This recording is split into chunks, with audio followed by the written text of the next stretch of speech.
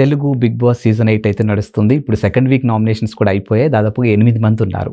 ఈ 8 మందిలో అంటే జనాలకి అంత నోటెడ్ అని పక్కన పెట్టేస్తే, జనాలు ఇంకా వద్దురా బాబు నువ్వు బయటకు వెళ్ళిపో అనే కంటెస్టెంట్ ఎవరు, అంటే వీక్గా ఉన్న కంటెస్టెంట్ ఎవరు ఎక్కువ ఛాన్సెస్ ఉంది ఎలిమినేట్ అవ్వడానికి? ఫస్ట్ వీక్ మనం బేబక్కని అసలు నామినేషన్స్ అవ్వకముందే చెప్పాం. ఎందుకు చెప్పాము అంటే, ప్లానింగ్ అండ్ ఎగ్జిక్యూషన్లో Bebakka unfit for the house అని తెలిసిపోయింది.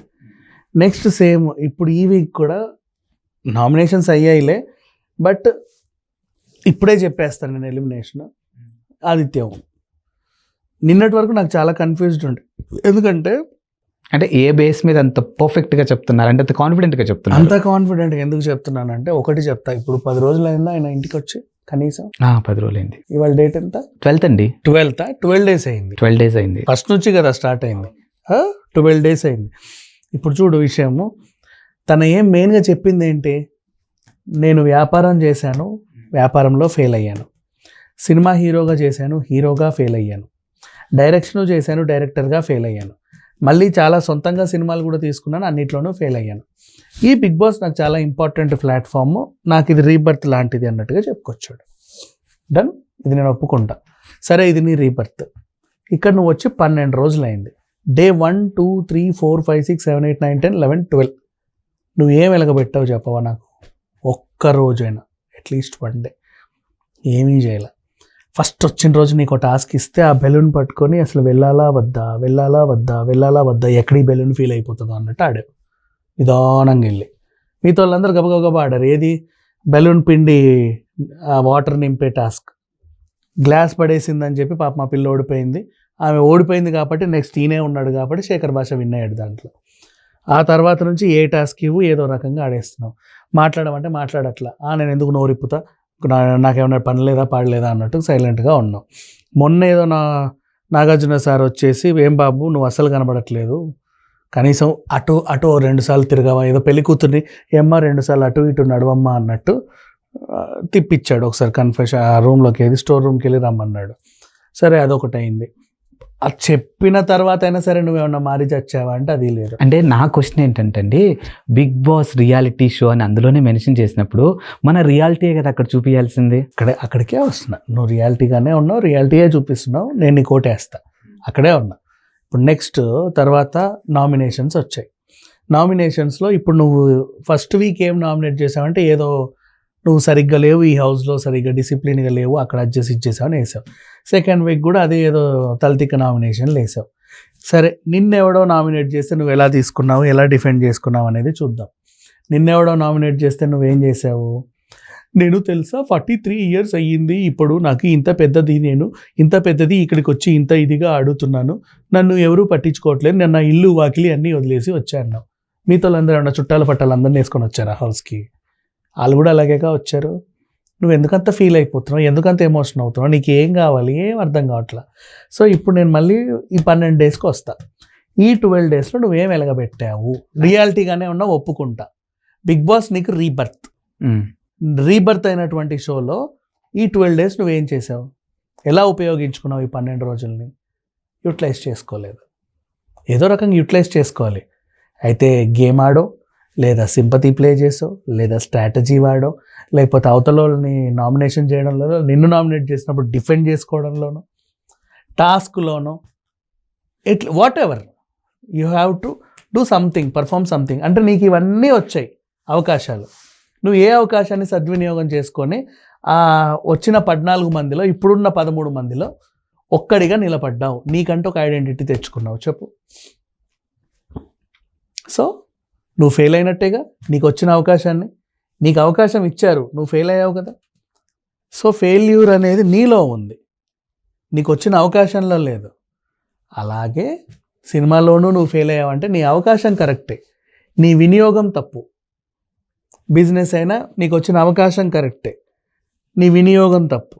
బిగ్ బాస్ కూడా నీకు వచ్చిన అవకాశం కరెక్టే, నువ్వు వినియోగం తప్పు. అండ్ రియాలిటీ షో కాబట్టి రియాలిటీగా ఉండాలి. నేను బయట ఎలాగ ఉన్నాను, ఇక్కడ కూడా అలాగే ఉన్నాను. సరే, బయట నీకు ఈ టాస్కులు ఉండవుగా, అవునా? బయట నువ్వు ఎలా ఉన్నావంటే నీ మెంటాలిటీ అలాగే ఉండని. కానీ బిగ్ బాస్ హౌస్లో నీకేంటంటే, అందరినీ ఓడించి నీకంటూ ఒక ఐడెంటిటీ తెచ్చుకోవాలి. ఆ ఐడెంటిటీని పాజిటివ్ వేలో మలుచుకుంటూ విన్ అవ్వాలి. ఇప్పుడు నీకంటూ నేను బయట ఎట్లున్నా, నేను పొద్దున్న లేసి పాలు తాగుకుంటా, ఇక్కడ లేసి పాలు తాగుకుంటున్నా, 2 గంటలకు టీ తాగుతా, ఇక్కడ టీ తాగుతున్నా, సాయంత్రం కాలు చెప్పి పడుకుంటా, ఇక్కడ కూడా అలాగే పడుకుంటున్నా. మరి ఇంకెందుకు నువ్వు ఇక్కడికి వచ్చి?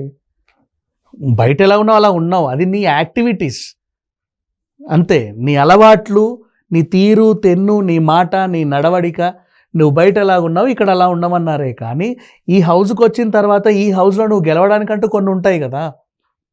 బయట నీకంటూ గెలవడానికి ఇవన్నీ టాస్క్లు ఉండవుగా. మీ ఇంట్లో పొద్దున్న లేవగానే ఇది నోట్లో పెట్టుకొని ఈ బెలూన్స్ ఊదండి అని చెప్తుందా మీ ఆవిడొచ్చి? చెప్పరుగా. మధ్యాహ్నం కాగానే ఈ వింగ్లో నువ్వు అటు ఇటు స్వింగ్ చేయి, అప్పుడే నీకు నేను అన్నం పెడతా అంటదా మీ ఆవిడ? లేదే. బట్ బిగ్ బాస్ హౌస్లో అవన్నీ ఉంటాయి కదా. నువ్వు ఏదో సంపాదించుకుంటేనే నీకు అక్కడ ఒక బెనిఫిట్ అనేది వస్తుంది. అవన్నిటికీ నువ్వు కష్టపడాలి కదా. అంతే. నేను బయట ఎలా ఉన్నాను ఇక్కడ ఎలా ఉండడం అంటే తీరు తెన్నుల్లో. ఎస్, అంతే, అన్నిట్లోనూ కాదు. అండ్ నెక్స్ట్ ఇప్పుడు శేఖర్ భాషని నువ్వు నామినేట్ చేసావో తెలియదు, ఏదో రకంగా ఆయన కూడా నేను చేశాడు, నువ్వు ఆయన్ని చేసావు, సర్దుకున్నారు ఇద్దరు, బాగానే ఉంది. ఇంకా మిగతా ఏం లేవు, ఏ టాస్క్లో నువ్వు కనబడి చావట్లా. నిన్నటి దాకా నామినేషన్స్ చూసుకుంటే నువ్వు 4లో ఉన్నావు.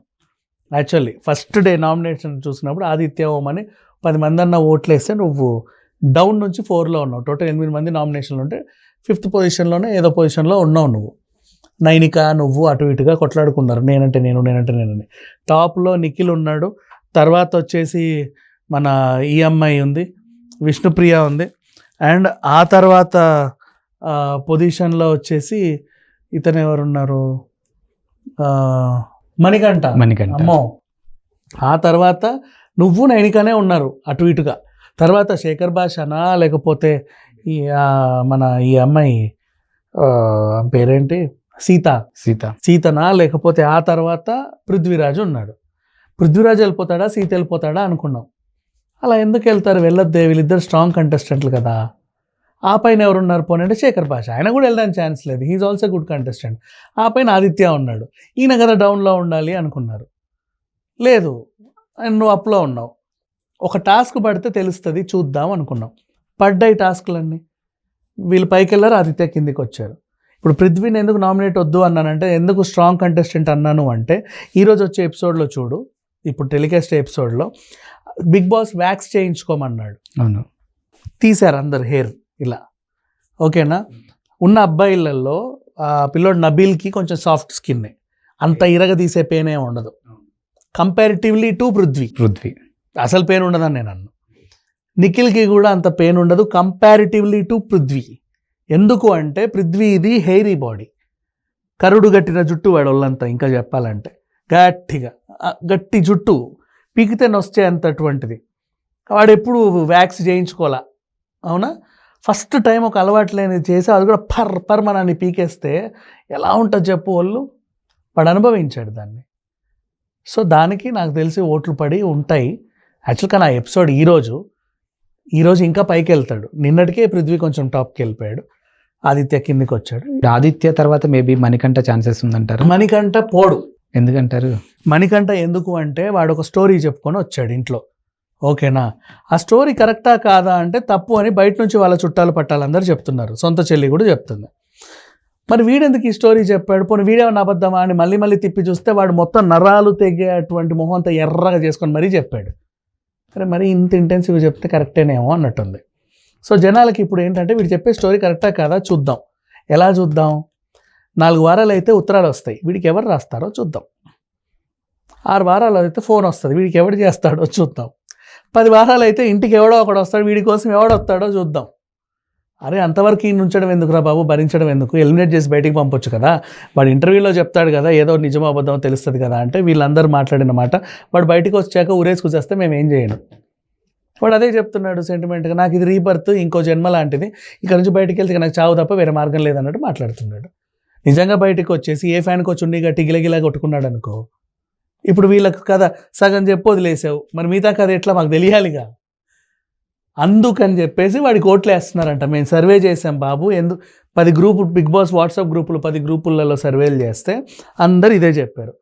ఆడి కోసం ఎవడొస్తాడో మేము వేచి చూడాలి, వాడు 10 వారాలైనా ఉండని అన్న మేము ఓట్లు వేస్తాం, కానీ మాకు ఆ స్టోరీ ఏంటో కావాలన్న. వాడు అంత ఆసక్తికరంగా చెప్పాడు మరి ఆ కథని రక్తి గట్టించేలాగా. ఈడి కథ పాడుగాను. చూసావా అసలు స్ట్రాటజీలు ఉపయోగించాలా, ఆట ఉపయోగించాలా. సరే పోన్లే నిన్నేదో ఆడాడు, దాని గురించి కూడా మాట్లాడదాం. ఏదేదో చేసి ఒక కథ చెప్పి ఆ కథని అసలు నామినేట్ చేసేటోళ్ళని కూడా ఏడిపించి ఆ క్లాన్లు హెడ్లని చీఫ్లని కూడా ఏడిపించి వాళ్ళు కూడా మొహం ఎర్ర చేసుకొని ఏడిచారు. ప్రేక్షకులు కూడా ఏడిపించి బయట వాళ్ళే మీద అబద్ధం అన్న తర్వాత వాళ్ళు జీర్ణించుకోలేక ఏది నిజం ఏది అబద్ధం వీడు 4 రోజులు ఇక్కడే ఉంటే తెలుస్తుంది, ఉంచి తెలుసుకుందాం అనుకున్నారు. అలాగైనా ఉంటున్నాడుగా. చూడు ఓట్లు పడ్డానికి ఎంత గొప్ప స్ట్రాటజీ. ఇప్పటివరకు ఎవడని ఉపయోగించాడు బిగ్ బాస్లో? ఎవడు చేయాల. ఇకపోతే టాస్క్లు ఆడట్లేదు అంటే ఆడుతున్నాడులే. నిన్న అది ఇచ్చారు కదా టాస్క్, బెల్ బాగానే ఆడాడు. ఆ నిమ్మకాయది బాగానే ఆడాడు. ఆ తర్వాత సీతక్కకి ఈయనకి కలిపి అంటగట్టిన టాస్క్ కూడా యాపిల్ తీరా అంటే వాడు చక్కగా యాపిల్ తెచ్చాడు. సీతక్క గెలుస్తుంది అనుకున్నా నేను. ఆమె ఏదో టొమాటోలో ఒక యాపిల్ పోతే ఇంకోటి ఉండదా అని మొత్తం ఒక్కొక్క టొమాటో ఏరుకుంటూ కూర్చొని, దాని బదులు స్ట్రాటజీ ఉపయోగించి వాడి చేతిలోంచి లాక్కొని కూడా వెళ్ళాడ పెట్టవచ్చు కదా, దొంగతనం కూడా చేయొచ్చుగా.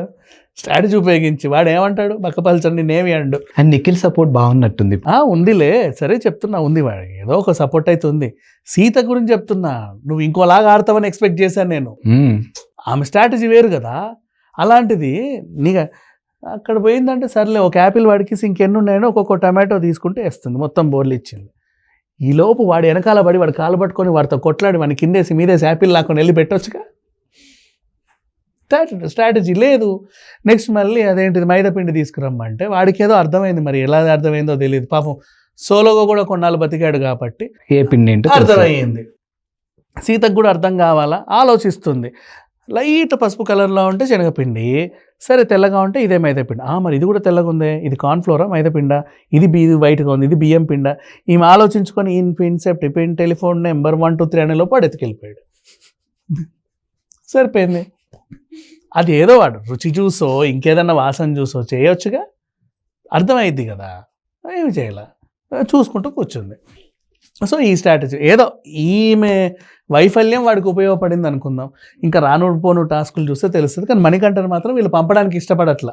వాడి కథ ఏంటో తెలుసుకోవాలంట, వాడి కోసం ఎవరు వస్తారో చూడాలి ఇంట్లోకి. అట్లా ఉంది స్ట్రాటజీ. ఉంటాడు కొన్ని వారాలు.